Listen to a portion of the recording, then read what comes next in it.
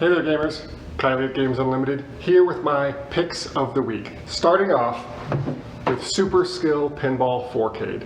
Bit of a mouthful. This was a game that was not on my radar until I had a couple of customers ask about it. I downloaded the rulebook and immediately upon reading that rulebook realized this distills the essence of pinball into a roll and write game. You've actually got 4 different pinball tables to choose from. These are dry erase boards, and each player is going to take the same table, have their own version of the same table, roll a couple of dice, and each person chooses one of those numbers and moves their ball. You physically have a ball that you get to move around on the dry erase board, move it to a spot, Xing out that spot on the board, possibly getting some points or some bonuses along the way. But as you X in things on the board, you're going to have fewer and fewer spots to go to. It's also a pinball table, so you always have to move your ball down the table till eventually it lands on one of the flippers. You can use that to shoot the ball back up the table somewhere. But if you come down to the flipper zone and don't have any spots that you can use a number to put it on, you lose the ball, go on to the next ball. After 3 balls, everybody tallies up their points and see who won. The different tables play vastly differently. You've got cool pinball features like multi-ball, backsplash mini games. You can even nudge the table, which lets you change the value of one of the dice to do what you need to do with it, but you do risk tilting on the next roll.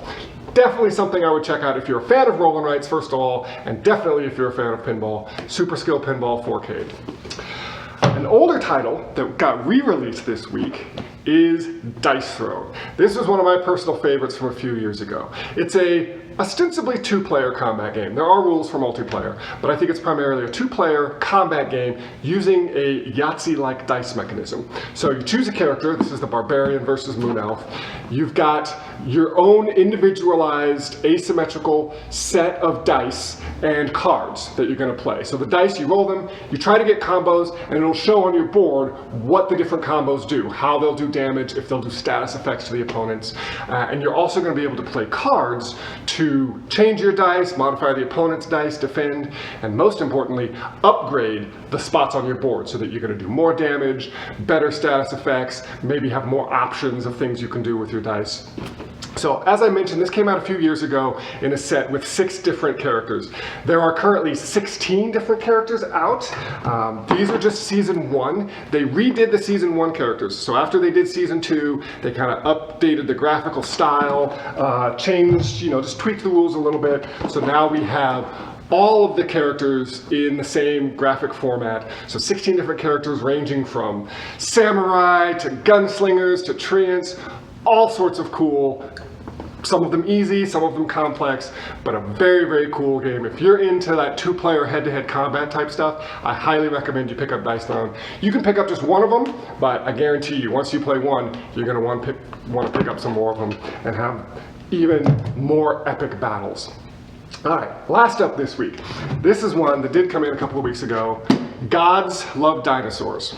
So this is ostensibly a bit of an abstract game, but I actually think it very well replicates the needs of an ecosystem. So each player is going to be building their own little hex board there. You're choosing a tile from the common stack, adding it to your hex board. You're going to be putting, as you place those tiles, different types of animals. So you've got prey animals like rodents and frogs. You've got hunters like eagles and tigers.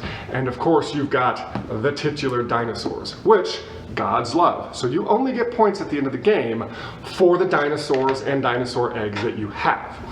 This is where the ecosystem play comes in. When your dinosaurs activate, and the different animals activate based on player choices, when certain columns are emptied, whatever animal is at the bottom of that column is going to activate. When the dinosaurs activate, they got to eat something. If they don't eat something, they die out.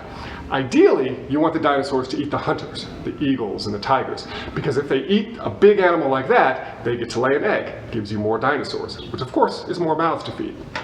The hunters themselves, if they activate, they need to eat the prey. Otherwise, they're going to die out. So you've got to keep your hunters alive as food for the dinosaurs. The prey themselves, when they activate, they don't need to eat anything. They actually will get to multiply if they're in the right type of terrain. So you're trying to achieve this delicate balance of having the prey out there, getting it to multiply so it's a food source for the hunters, and the hunters themselves need to be there as a food source for the dinosaurs, and At the same time, you're like trying to trigger the animal that you need triggered this turn, but having to watch out for someone else triggering an animal that's maybe not great for you. You don't want to trigger those dinosaurs if you don't have something for them to eat. So it actually has a fair bit of interaction, but it does teach a little bit of how to manage this ecosystem. So it's one I've enjoyed. Pretty quick game, half hour, 40 minutes, and can be played by families.